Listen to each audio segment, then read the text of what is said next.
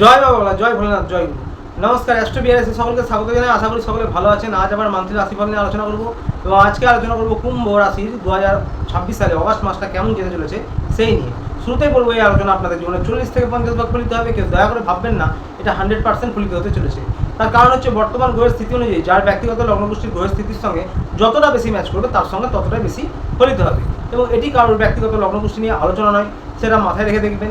শুরুতেই বলবো যারা বিদ্যার্থী পরীক্ষার্থী রয়েছেন তাদের উদ্দেশ্যে, যারা মাধ্যমিক লেভেলের এবং যারা উচ্চ শিক্ষায় রয়েছেন, পিএইচডি করছেন, গবেষণামূলক পড়াশোনা করছেন, তন্ত্রমন্ত্র জ্যোতিষ নিয়ে পড়াশোনা করছেন, তাদের উদ্দেশ্যে যে এই মাসটা মিশ্র ফলাফল থাকছে এবং আপনাদের কিন্তু একটু মনোযোগ দিতে হবে এবং ফোকাস করতে হবে।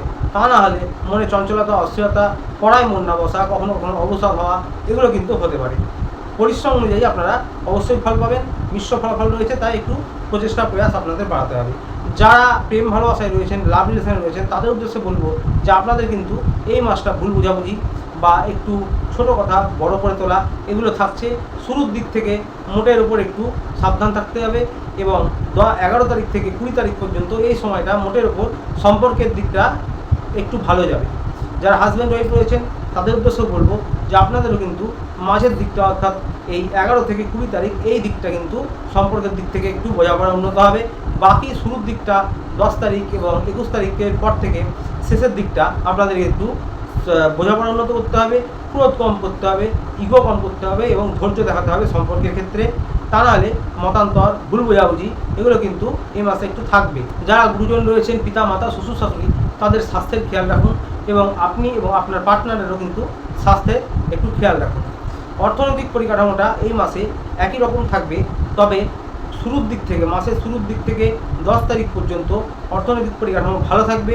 তার সাথে খরচও কিন্তু একটু বৃদ্ধি হতে পারে।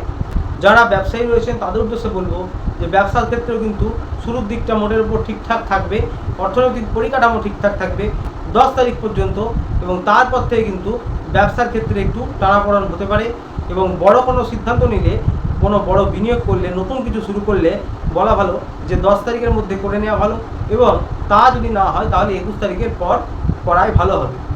মাঝের দিকটা একটু সতর্কভাবে এগোতে হবে। যারা সরকারি বেসরকারি চাকরি করছেন তাদের উদ্দেশ্যে বলবো আপনাদের কিন্তু শুরুর দিক থেকে কিন্তু প্রমোশন, পদোন্নতি হওয়া বা অর্থপ্রাপ্তি হওয়া, আটকে থাকা অর্থ লাভ হওয়া এগুলো হতে পারে। তবে খরচও বৃদ্ধি হবে, খরচের উপর লাগান রাখতে হবে এবং আপনাদের 10 তারিখ পর্যন্ত কিন্তু সময়টা মোটের উপর ভালো। তারপরে আবার 21 তারিখের পর থেকে সময়টা ভালো। পারিবারিক ক্ষেত্রে, সম্পর্কের ক্ষেত্রে এবং অফিসে যারা সিনিয়র বস, কলিগ রয়েছেন তাদের সঙ্গে কিন্তু মাঝের সময়টা সম্পর্কের দিক থেকে একটু বেটার হবে। তবে এই মাসে কিন্তু মিশ্র ফলাফল রয়েছে, তো সুতরাং ক্রোধের ওপর, মুখের বাণীর ওপর নিয়ন্ত্রণ রাখবেন, ধৈর্য রাখতে হবে, হুটহাট কোনো সিদ্ধান্ত গ্রহণ করবেন না। যারা রাজনৈতিক ফিল্ডে রয়েছেন তাদেরও কিন্তু ক্রোধের ওপর, মুখের বাণীর ওপর এই মাসে অন্তত একটু নিয়ন্ত্রণ রাখতে হবে এবং ধৈর্য দেখাতে হবে। স্বাস্থ্য নিয়ে বলবো পেটের সমস্যা হতে পারে এই মাসে, বদহজম হতে পারে, ক্লান্তি, অনিদ্রা এগুলো কিন্তু হতে পারে। পরিমিত কিন্তু বিশ্রাম নিন এবং নিয়মিত স্বাস্থ্যকর খাবার গ্রহণ করুন। তার সাথে অতিরিক্ত কাজের চাপ কম করুন। কুম্ভ রাশির জাতক জাতিকা যারা রয়েছেন আপনাদের লর্ড হচ্ছেন শনিদেব।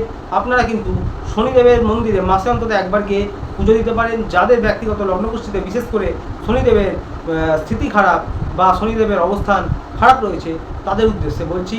এবং বাকিদের জন্য বলবো শনিদেবের বীজ মন্ত্র ওম প্রাং প্রিং প্রং শনিশ্বরায় নমঃ এই মন্ত্র জপ করতে পারেন নিজেদের সাধ্য মতো 108 বার, 54 বার, 27 বার, অথবা বজরংবলী মন্দিরে গিয়ে মাসে একদিন বা সপ্তাহে একদিন নিজেদের সাধ্য মতো পুজো দিতে পারেন। বাড়িতে রোজ হনুমান চালিসা পাঠ করতে পারেন।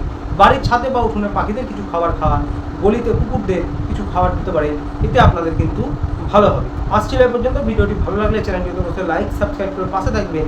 দেখা হচ্ছে পরের ভিডিওতে। ততদিনে ভালো থাকবেন, সুস্থ থাকবেন। নমস্কার।